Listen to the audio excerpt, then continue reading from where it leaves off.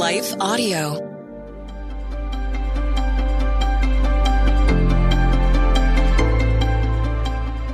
Welcome to today's Crosswalk Devotional.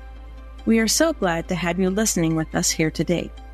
Today's topic is thirsting for God. We will return after a brief message from our sponsors.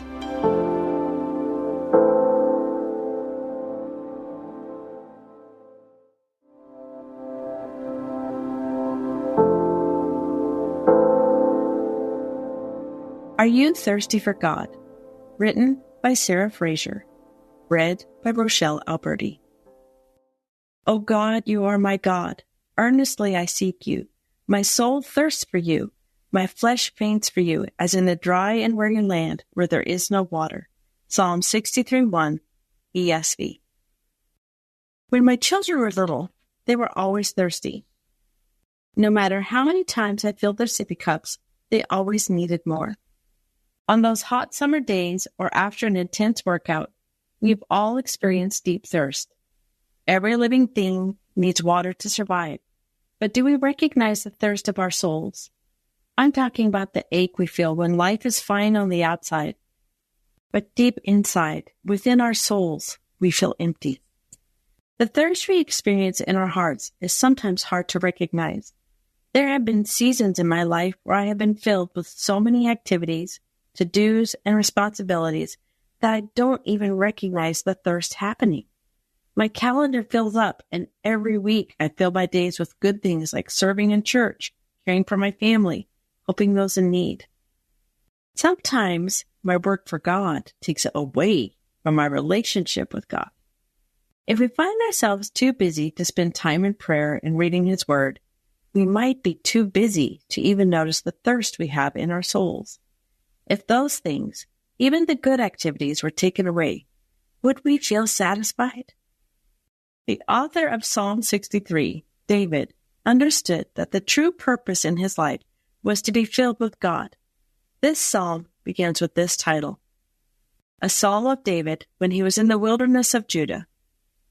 Most commentaries believe this is either before David became king, 1 Samuel 23:14, or during the time later in his life when his son Absalom took over the kingdom.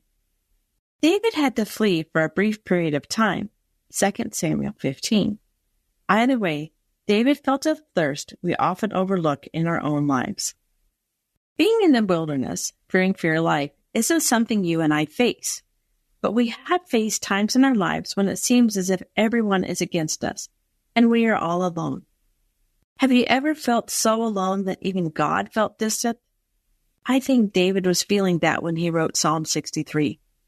The first verse reminds us that when we are all alone, we should not be seeking anything but God. David says, earnestly I seek you. In the King James Version, this Hebrew word is translated as early will I seek you. He is trying to convey the idea of seeking God first before turning to other sources of help. David says that when we face a wilderness season, it is easy to fill our lives with things, people, or activities. Instead, what our hearts should seek is God Himself. Psalm 63 goes on to describe the things about God that cause us to want to seek Him. Power and glory belong to God, Psalm 63:2, and God's steadfast love, Psalm 63:3, is better than life itself. Nothing in this world we would gain is better than God's steadfast love. God has been His help and protection all of His life. Psalm 63:7-8.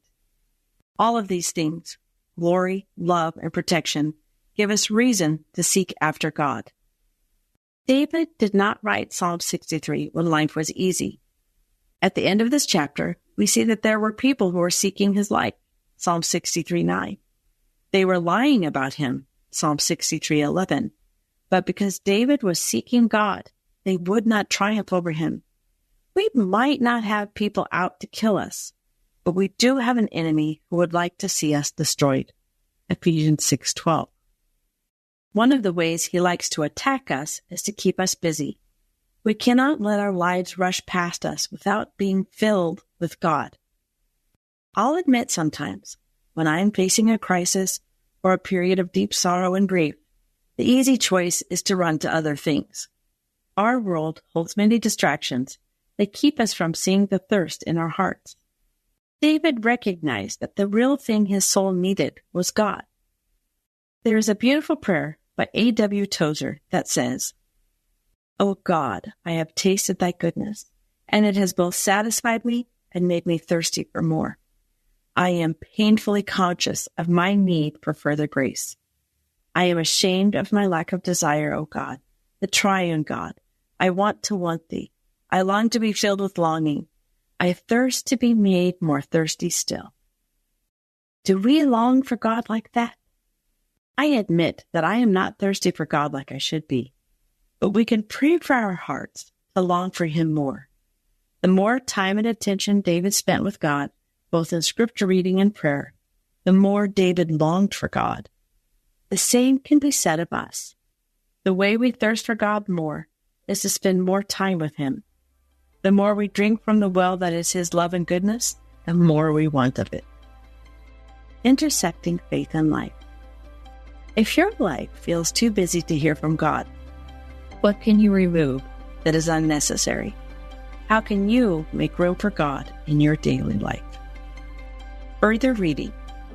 1 Chronicles 16:11, Hebrews 11:6, James 4:6, Psalm 9:10, Lamentations 3:25. The Crosswalk Devotional is a production of Life Audio and Salem Media. If you liked what you heard today, please take a second to rate and review this podcast in your favorite podcast app so that more listeners like you can find the show. For more faith-filled, inspirational podcasts, visit us at lifeaudio.com.